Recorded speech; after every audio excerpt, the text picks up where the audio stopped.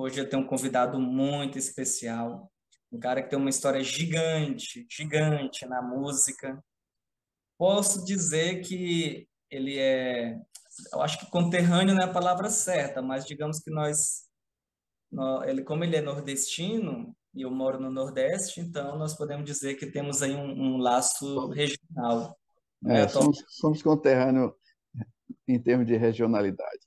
Ele é jornalista, é fundador da revista Ritmo e Melodia. Ele já entrevistou a banda Seventh Blood, entrevistou inúmeros músicos. Muito obrigado aí pelo convite, viu? E poder estar falando com você. Fiquei muito feliz em ter entrevistado sua banda e, consequentemente, você. Realmente um trabalho maravilhoso, uma pessoa inteligente, com um som robusto, né? E para Ritmo e Melodia, né, que é a revista que canta o Brasil, não tem nicho musical, vai do rock ao MPB, do reggae ao samba, do forró ao sertanejo, né, da bossa nova ao jazz. Então é muito importante ter banda como a sua para a gente mostrar esse caleidoscópio que é a música brasileira na sua diversidade. Não reclamo da vida, abra as asas e vou. É no abismo que a águia aprende a voar.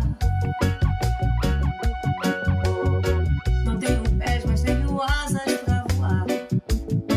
Vivo nas asas dos meus sonhos.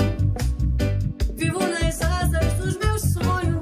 Das matérias da Ritmo e Melodia. Eu acho impressionante que você entrevista muitos músicos. E isso é sensacional. Como é que você faz para contatar esses músicos? Olha, eu diria que faz parte de um fluxo, né? Lá no começo, desde 2001, quando ela começou, era uma entrevista por mês, né? Então aí era mais tranquilo, né? Pautar, encontrar e etc, né? Aí com o decorrer ficou sendo duas entrevistas por mês.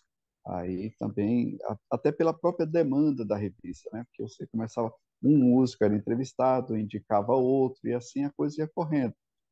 Além das assessorias de imprensa, que manda por e-mail, sugestão de pauta. Aí chegou o momento que ficaram, em vez de ser duas por mês, duas por semana, depois três por semana.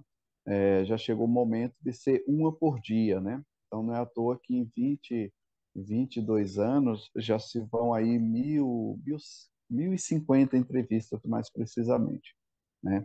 E aí esse fluxo ele se retroalimenta.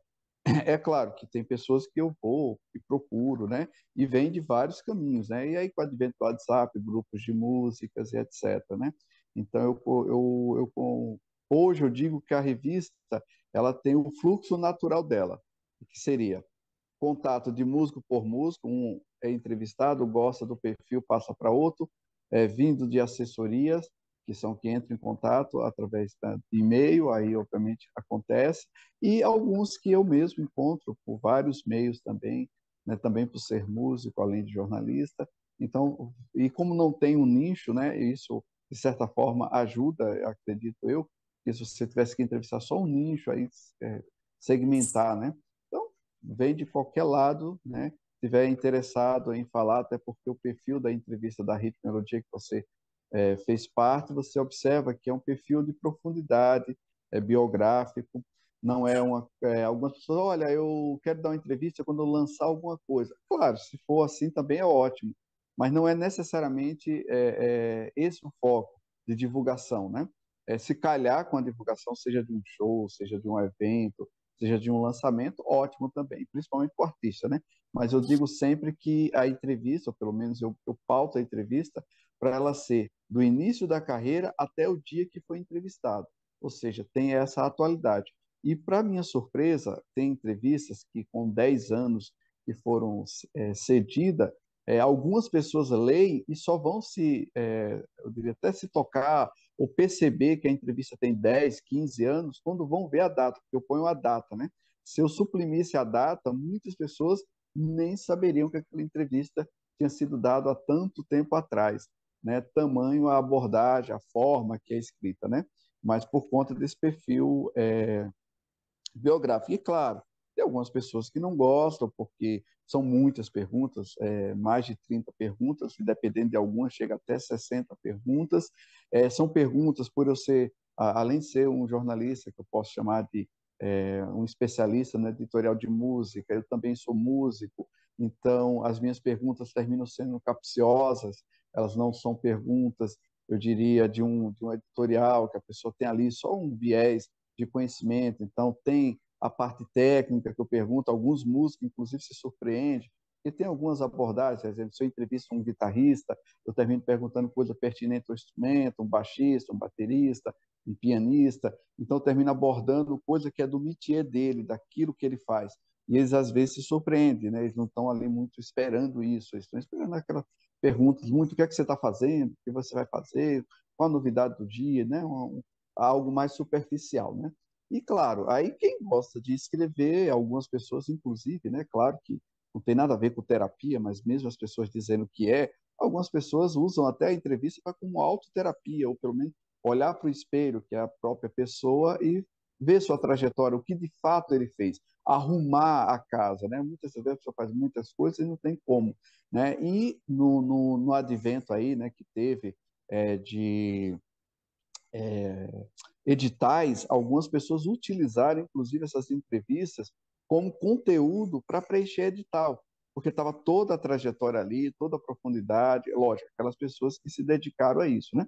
Mas é claro que também tem alguns entrevistados, né, que ou reclamam ou mesmo não fazem a entrevista com a profundidade necessária, por N motivo, desde desinteresse a não ter realmente o que falar mesmo, não ter profundidade, a entrevista termina ficando mesmo, eu digo que é no momento que a pergunta fica mais relevante do que a resposta, infelizmente. E como músico, fala aí um pouco da tua trajetória como músico. Quem é o Antônio Carlos músico? Aí eu comecei, se for colocar numa ordem cronológica, né? Eu comecei a minha atividade antes do jornalismo aprendendo música, né? Ali nos meados de 91 começou meu interesse pelo aprendizado musical. Anteriormente a isso, eu tinha tido um contato com música mais grupo, que é de uma escola de samba. Eu tocava tamborim, toquei tamborim numa escola de samba aí em São Paulo, na primeira vez que eu morei em São Paulo, de 87 a 89, na escola de samba Vai Vai, eu tinha uns 17 anos. Então esse foi o meu primeiro assim contato com a música, uma música coletiva, né, que é uma escola de samba.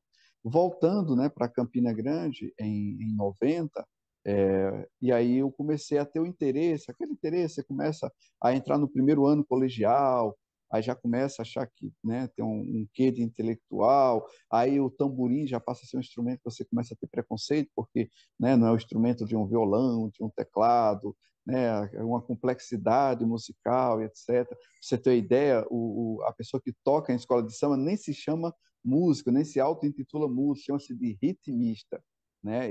Até hoje eu não entendo muito bem por quê, mas esse auto-intitula, eles nem se coloca na categoria de músico, né? Eles são ritmistas, né? Possivelmente porque só aprende ali a tocar exclusivamente aquele instrumento, mesmo tocando mais de outro. Mas enfim, e aí eu comecei a aprender a tocar violão, depois veio o teclado, aí na sequência montei uma banda, aí por falta de baixista, deixei o teclado, estudo o teclado, fui estudar contrabaixo para poder manter essa banda cover. Nesse inteirinho eu já estava na faculdade de jornalismo, eu entrei em 96, né, na Universidade Estadual da Paraíba, na UEPB, no curso de Comunicação Social e Artes, e continuando o meu estudo musical, né, paralelamente à formação em jornalismo. E aí aprendi, né, o contrabaixo, depois voltei a estudar o teclado e já em São Paulo, né, a partir de 2001, 2000, final de 2000, já formado em jornalismo, quando eu vim para São Paulo, eu iniciei, acho que uns 3 anos, 3, 4 anos depois, um estudo, não, na verdade, 8 anos depois, o estudo de bateria, que era o primeiro instrumento que eu um dia pensei em aprender, quando eu saí da escola de samba, por uma questão meio óbvia, né? Você tocava tamborim, via um monte de instrumento de percussão, eu já tocava alguns instrumentos de percussão, que a gente fala percussão de mão, né? Eu já tocava alguns instrumentos de percussão de mão, então naturalmente a bateria foi o meu primeiro instrumento assim que eu pensei em estudar de forma, né, formal em uma escola. Comprei inclusive na oportunidade, né? O meu primeiro instrumento foi uma bateria que eu comprei, depois comprei um violão, mas foi o primeiro, né? E então acompanhou, né? Eu posso dizer que a década de 90 foi do estudo. Aí já em São Paulo fiz alguns arremates de contrabaixo, alguns arremates de violão e depois o curso de bateria. E aí passei a dar aula em casa, mais para a questão da comunidade, não como escola de música. Gosto de dar aula, né? Tenho uma paixão pelo passar do conhecimento, né? Aquela conhecimento paulo freireano, né? A troca dos saberes. E então nunca nem coloquei nome de escola, nem nunca me enquadrei em dar aula em escola, mas um passar ali um para o outro. Aí daí eu tinha lançado um livro de poesia que foi em 98, chamado Poemas, Diversos Poemas. E esse livro de poesia, eu fiz 1.000 unidades, e veio alguns exemplares comigo para São Paulo. E aí, em 2004, ao conhecer o regueiro baiano Savilá, ele leu alguns poemas e, de cara, ele fez 10 músicas baseado nesses poemas, né? Criou 10 melodias para esses poemas, melodias que algumas ele já tinha, outras ele criou, mas enfim, depois ele me chamou e me mostrou esse trabalho. E aí surgiu o meu projeto musical, que aí sim eu posso dizer que é um projeto musical nos ditames do que a gente chama de profissional, né? Gravado, etc., que é reggae baseado em poesia. É uma trilogia aonde todos os 36 poemas desse livro foi musicado não só pelo Savilá, o Savilá fez essas primeiras 10, depois a gente teve mais 2 parcerias, mas outros compositores, ao ver esse trabalho, esse primeiro trabalho lançado em 2008, né, começaram a também pedir os poemas para colocar a melodia. Dito isso, acabou o livro de poesia, né, não tinha mais poema para ser musicado, aí perguntaram por letras de músicas, e eu tinha algumas que não entraram nesse livro de poesia, então aqueles que não entraram no livro de poesia, eu guardei, não joguei fora, e passei a também mostrar para essas pessoas. E aí surgiu uma segunda trilogia, que é Reggae Bell de Loves. São 3 álbuns, tanto o primeiro como o segundo, tanto a primeira trilogia, Reggae, baseada em poesia, como Reggae Bell de Loves, já estão no segundo álbum, né? Pretendo, menos de um pouco aí, acho que antes de 2010 eu pretendo aí fechar essas 2 trilogias e aí já dá como encerrado a minha participação e contribuição na área musical, né? Com essas 2 trilogias, não tenho mais o que dizer musicalmente, né?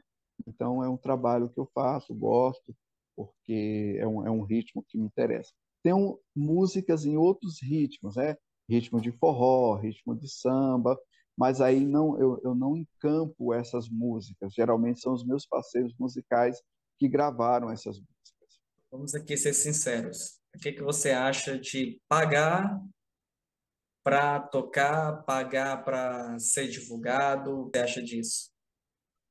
Olha, o jabá, para mim, tanto o jabá tradicional que as gravadoras praticaram, como o jabá que as pessoas não gostam desse nome, que não deixa de ser, que é o impulsionamento, né? Eu tenho uma visão da seguinte forma, né?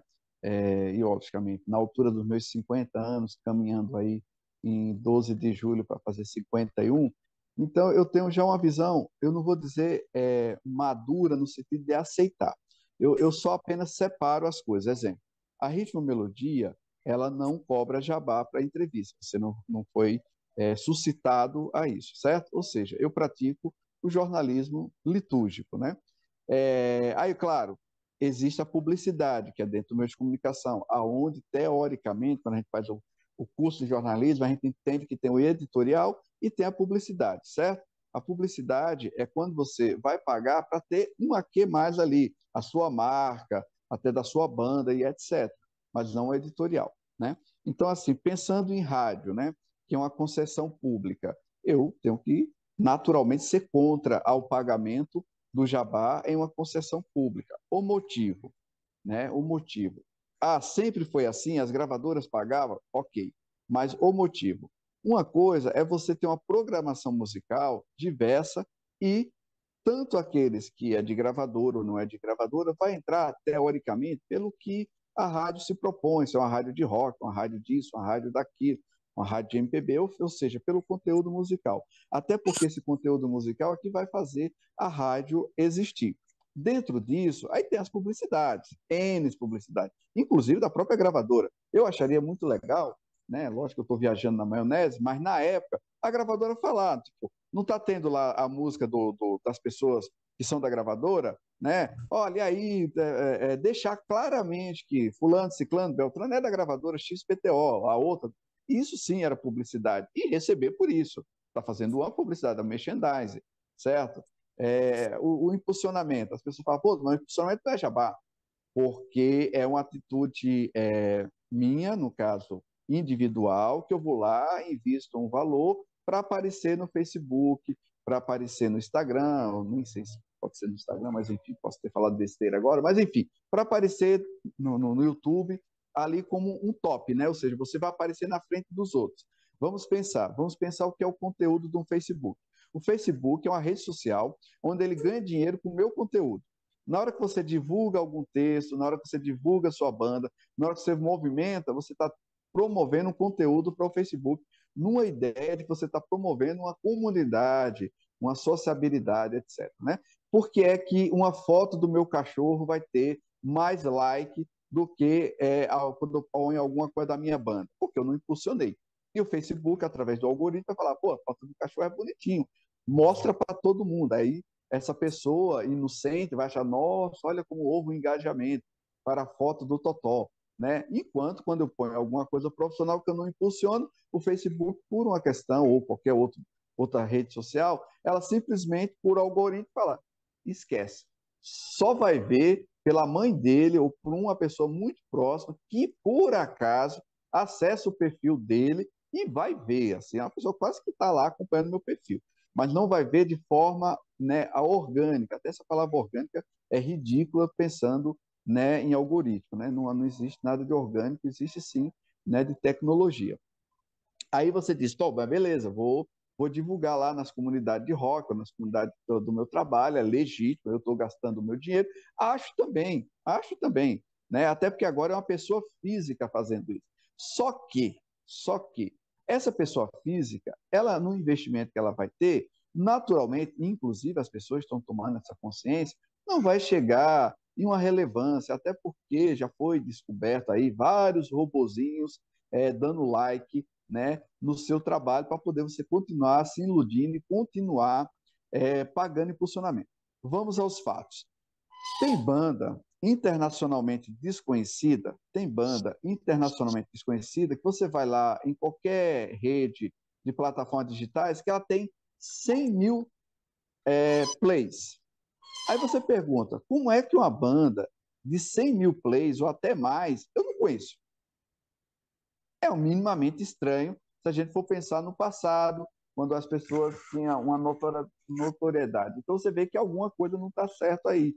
Porque uma pessoa, quando você entra Claro que aí o pessoal do marketing falou, uma coisa é visualização, outra coisa é engajamento, enfim, é uma falácia. No final das contas, né, eu falei, não falei absolutamente nada, mas eu digo assim, no final das contas, eu posso dizer para você que no marketing não existe almoço grátis. Tá? Agora, vamos ao ponto aqui, que eu acho que eu fecho esse raciocínio. Se eu ganhei na Mega Sena, né, hoje, e eu tenho um volume de dinheiro que eu posso dizer, olha, ou eu vou abrir uma cervejaria, ou vou abrir uma churrascaria, ou vou pegar esse dinheiro e fazer um plano de mídia e gastar para minha banda vender, né, seja, hoje não tem mais a mídia física, mas eu consegui shows, ou mesmo eu consegui uma relevância de conhecimento, isso é um direito meu, vou estar gastando meu dinheiro nos modelos capitalistas como se dá. É a regra do jogo, entendeu? Agora, volto a dizer, aí sim eu concordo com as pessoas que dizem que Facebook não é jabá, porque você vai se quiser, é uma empresa privada. Aí beleza, eu até meio a meio concordo com as pessoas do marketing que defendem essa tese, o YouTube é a mesma coisa. Agora, concessão pública, uma rádio, uma TV, aí sim, eu acho que eles são levianos em não mostrar a diversidade musical. Mas, é claro, é uma opinião de uma pessoa que há 20 anos faz jornalismo e, obviamente, não tem respaldo no sentido nem de popularidade e nem de enriquecimento, porque optou em fazer um jornalismo onde sim trazer a informação e etc. E tal. E nem estou falando que isso é o certo, estou falando que eu segui na prática, e aí eu fico à vontade de dizer, na prática, um outro caminho em divulgação musical das outras pessoas. Eu não pago freelancer, por exemplo, para um show. Eu precisando de um baterista, eu não pago freelancer.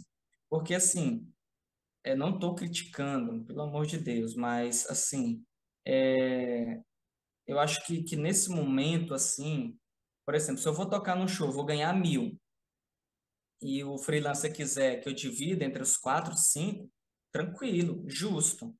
Mas o freelancer quer me cobrar 500, 600, 700, 800, aí para mim já não seria um dinheiro bem gasto.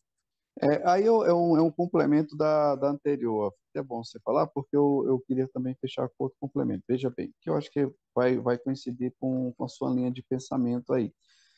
Exemplo, eu tenho um X de valor. Esse X de valor só comporta eu gravar minhas músicas. E eu ainda tenho 2 álbuns para gravar. Então, isso já tem um impacto financeiro da qual eu tiro do meu salário, obviamente, para fazer essas gravações, etc. Tudo bem que as gravações hoje estão mais valores módicos, etc., mas ainda é um custo. Aí, se eu tiver que decidir entre gravar 2 álbuns, ou seja, gastar para gravar esses 2 álbuns, fazer esse investimento, ou fazer impulsionamento, é claro que eu vou gravar, né? É claro que eu vou gravar. E não estou dizendo que isso é o correto. Se uma pessoa de marketing for falar, ela vai falar que exatamente eu estou equivocado, que o certo é eu pegar uma melhor música, ou a música que eu achasse que tivesse o maior apelo, sei lá, e fazer um clipe maravilhoso e depois gastar aquele valor que eu ia gastar em 2 álbuns, gastar em impulsionamento, gastar em mídia. Está errado? Também não está. É alguma certeza que isso vai dar 100% minha popularidade? Não, certeza não. Quem falar que é certeza, infelizmente, está vendendo uma ilusão. É uma possibilidade, não uma certeza. Então, eu optei, no meu caso, como eu já sei que depois de 6 álbuns eu encerro a minha atividade de produção, depois desses 6 álbuns eu posso revisitar uma canção, tá? Até porque minhas canções, a ideia é de um projeto de vida, e revisitá-las, fazer um clipe, aí sim eu vou ter um fôlego financeiro, fazer uma divulgação e trazer isso. Porque o meu intuito é deixar um legado, mesmo que seja presunçoso falar em deixar legado, mas é deixar um legado, é fazer uma música para quem queira ouvir, tenho clareza, tanto é que se alguém me convida, olha, você quer tocar no churrasco lá que vai rolar? Ah, agora eu tenho como, pego o reggae Bell de Loves. Jamais eu vou tocar com o reggae baseado em poesia no churrasco do sujeito para não estragar o apetite dele. Então eu vou trazer o reggae Bell de Loves. Então é ter o para que você vai fazer a música, né? A música para mim, como qualquer obviamente, outra arte, você ter o porquê do estar fazendo, qual é a sua motivação. Inclusive, tem um vídeo que você assistiu, inclusive deixou uma opinião bem bacana, que é profissão músico, onde eu digo, se você quer ser artista, olha a palavra, você quer ser artista, pode investir financeiramente, tá? Se você quer ser artista e músico, ou músico e artista, aí você vai começar a ter algumas outros modos operantes, né? Se você quer ser um criador, no caso da obra musical, é outra visão que você vai ter. Porque se você colocar exclusivamente o foco mercado e o financeiro, é um caminho que você vai trilhar.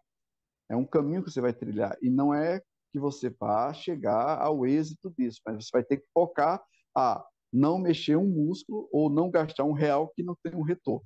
Né? Se isso vai dar certo, aí só o tempo e a sua movimentação virá. Você vai entrar numa seara, né, de gastar. Recentemente, vendo também entrevista e bate-papo, uma produtora dizendo que para uma carreira de uma pessoa na área do funk, vamos colocar que é uma música populesca, você tem que começar um investimento de R$ 1 milhão,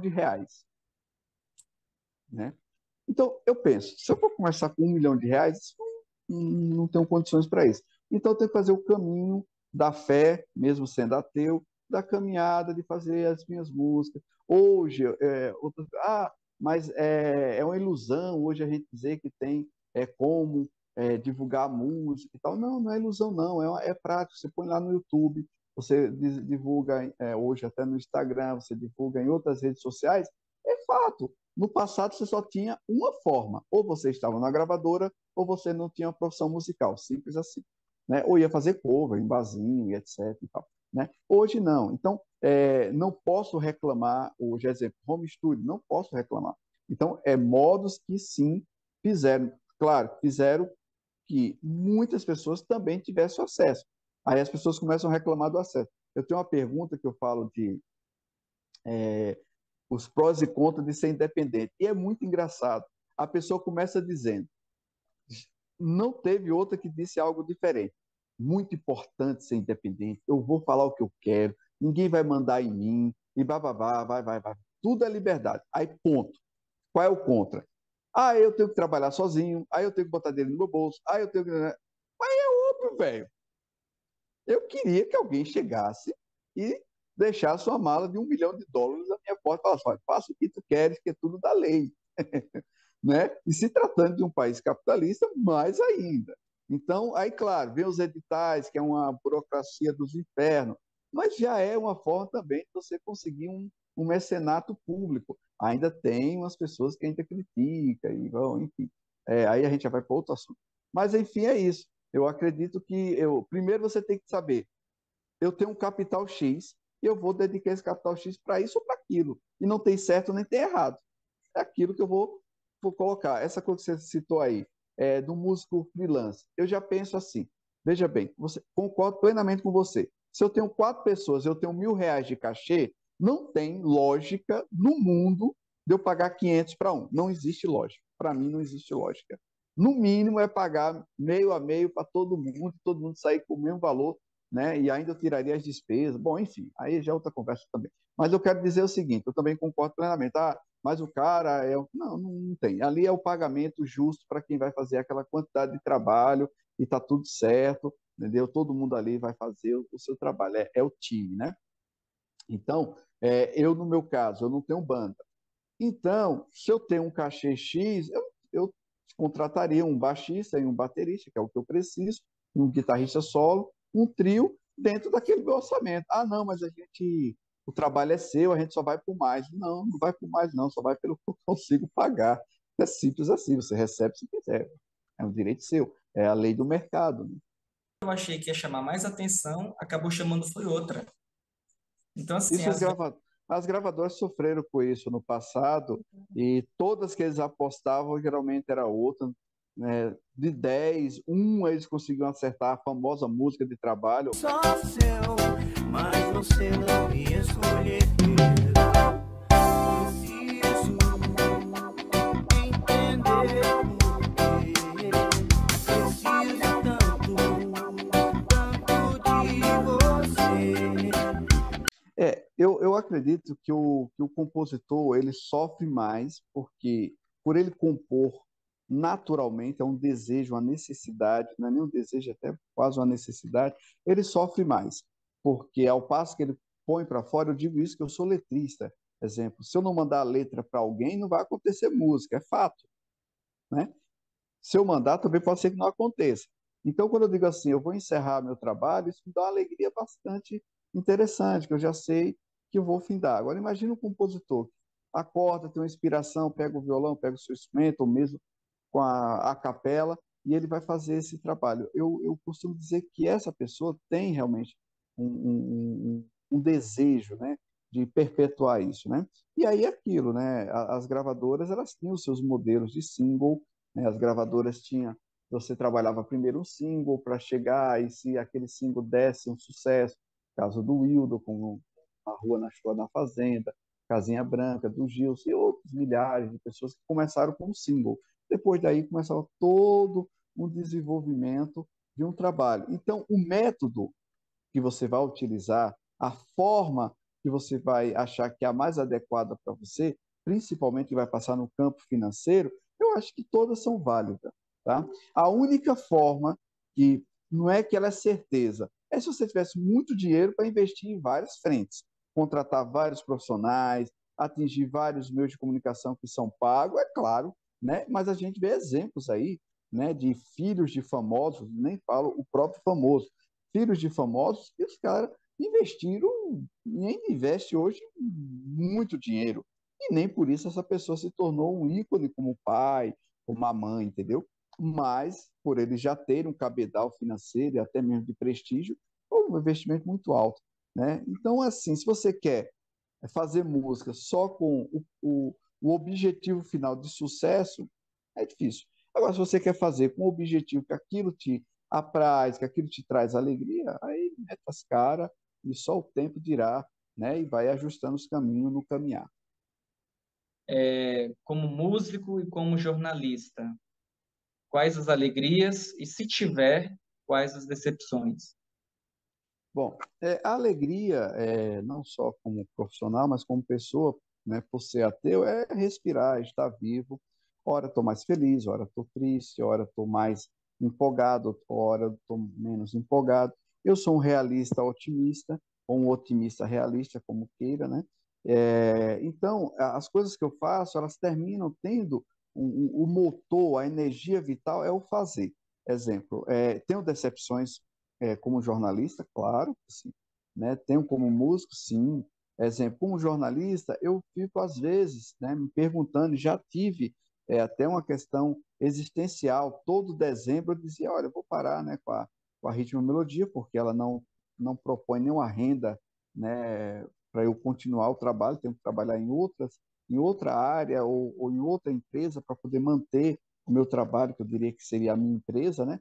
E vou parar. Aí veio uma entrevista belíssima, eu falei, não, é isso aí, né? E aí eu me conforto, depois de 2 décadas, não é nem conformismo, mas confortar. Eu fico confortável, porque eu sei que uns vão achar que não deixou absolutamente nada no trabalho jornalístico, e outras pessoas, inclusive do meio, percebem que é um trabalho que as mídias, pelo menos, se existe algum mérito do meu trabalho jornalístico, é que as mídias tradicionais, as que são corporações, não iriam fazer, né? Então, eu faço, e já ouvi profissionais da grande mídia, que a gente já conversou falando isso, você faz o que possivelmente elas não iriam fazer, ou iam fazer 0,%, porque você atinge uma gama de artistas que não interessa, o interesse deles está em outro, está em audiência, está em outros valores. Então, né, uma contribuição. E o que me decepciona ao fazer isso é mais com aquele que é o beneficiado. É quando eu entrevisto um artista que não se dedica a dar uma entrevista, né, mais qualificada. É quando eu entrevisto um artista que muitas das vezes é arrogante, muitas das vezes não divulga o próprio trabalho, muitas das vezes, como já aconteceu, nossa, mas eu vou escrever para você. Eu digo, como assim para mim? Não entendi. Não, porque eu vou ter que escrever a entrevista. E não, mas não, você está escrevendo para você. Na verdade, o artista é você. Eu ainda vou gastar o meu tempo para você, aí eu posso dizer, vou gastar o meu tempo para você, para revisar, ajustar, dar uma melhor forma e publicar sem te cobrar nada. Então, essa inversão de valores, né, humana, é complicado. E eu fico mais pasmo que não é com pessoas famosas. Eu nunca tive problema com nenhum famoso que eu entrevistei, porque eles já conhecem o modelo, agradecem, divulgam, postam no Instagram. Aí o que não é tão conhecido, né, ainda está lá, é o contrário, entendeu? Aí quando ele faz uma coisa até menos relevante em uma grande mídia, ele posta, ele divulga, ele faz um quadro, põe na parede, vira um prêmio. Então essa inversão de valores me entristece. De novo, é uma inversão de valores que me entristece como inversão de valores. Não pela ritmo melodia que eu fiz ali, continua, né? E com o lado musical, eu não tenho assim nenhuma tristeza. Com a Reg Beld, a única tristeza que eu poderia dizer com a Reg Beld é que eu não produzi ainda da forma que eu gostaria, né? É a única tristeza. Então, um dia eu gostaria de produzir as músicas da forma, né, que eu imagino, que eu penso, né? Aí eu termino fazendo antes feito do que perfeito, né? Eu termino tendo que, por N motivo, que não vem o caso, aceitar a produção daquela forma, fazer, legal, beleza, vamos, segue. Passou. É quase assim, numa nota de 0 a 10, o 10 seria o que eu daria, aí eu fico sempre passando 7,5, 7,5, beleza, vai, segue. Porque eu sei que eu não vou atingir o 10. Aí, com N fatores, financeiro, o empenho da outra pessoa, o interesse. E aí isso me entristece. Mas, como eu tenho a crença de que uma boa música ela se vende no voz e violão, se eu produzir, eu já estou além do voz e violão, né? Eu já consegui dar um espacinho à frente. Então, meu projeto musical, né, da Reg Belt, eu só tenho a alegria da realização, o agradecimento eterno de parceiros musicais. Uma letra que eu tenho consciência que as minhas letras são antimusicais, no sentido que, quando eu digo antimusicais, não é que o conteúdo não é bom. Eu tenho nenhuma modéstia de dizer que o conteúdo é bom, mas a construção, a ideia, o que eu trago no conteúdo não é o que a gente fala letra de música, né? Aquela coisa ali, desde uma rima, desde uma construção mais imagética, do senso comum, né? Então, agradeço sempre aos meus parceiros, eternamente grato, porque eles se debruçaram em textos que usualmente, e eu digo isso porque lá, quando eu mostrei para as pessoas os meus textos, isso não é musical, isso não é comercial, não serve para música, né? E ficava daquela encruzilhada, né? Nem servia para música e nem era poesia, era um lugar meio assim. Só que quando elas se transformaram em música, aí eu não tenho modéstia. Quando elas se transformaram em música, alguém teve o empenho de colocar a melodia, eu falo, eu estava certo. Realmente eu estava certo. Não era uma coisa para tocar fogo, jogar fora. Ali tinha algo diferente. Só que a pessoa teve que ter mais trabalho no roçado, né? Teve que pegar um roçado, o chão mais batido, né? Teve que pegar na enxada mais firme para poder sair ali um trabalho bacana. Algumas pessoas já, olha, sua letra é muito boa, mas a melodia não ficou à altura da letra. Geralmente quem fala isso são os melodistas, os compositores. Aí eu digo para eles, olha, eu só tenho que agradecer, porque uma letra com essa dificuldade, a pessoa ainda conseguiu encontrar uma melodia, eu só tenho que agradecer, né? Imagina se a pessoa fosse trazer uma complexidade, né, dentro do que você acha que essa letra é complexa, ia virar um Frankenstein. Foi bom porque aí houve o encontro, né, uma melodia não tão complexa com um texto, né, que se vendeu. E no meu caso, eu tenho o quê? O texto para vender, a mensagem para vender, então está tudo certo. Ótimo, perfeito. Esse nome Reg Beld eu achei sensacional, viu? E é o Pensa no nome nome de, criativo. e é o nome de uma música, tá? Inclusive uma música que diz todo o projeto, pelo menos o reggae baseado em poesia, né? A música Reggae Belt, na hora de procurar um nome, aí eu falei, já que eu vou procurar um nome, já que não é uma banda, eu vou procurar na mesma seara. E eu gostei, que é reggae e rebeldia. Então, Reggae Belt. Pois, muito obrigado, viu, Antônio Carlos, por ter vindo a este humilde canal, a esta humilde banda. E eu vou colocar aqui o link da minha entrevista e outros links lá da Ritmo Maravilha. Melodia, tá bom? Eu vou colocar. Gostei muito de tudo que você falou. Outra hora nós podemos estender mais o papo também, Com e certeza. tá certo? Com E para certeza. finalizar, de vez, pode dar suas considerações finais aí.